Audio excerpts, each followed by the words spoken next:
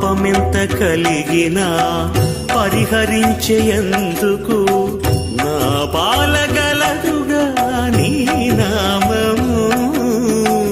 పాపమెంత కలిగినా పరిహరించేందుకు నా పాలగలదుగా నీ నామము.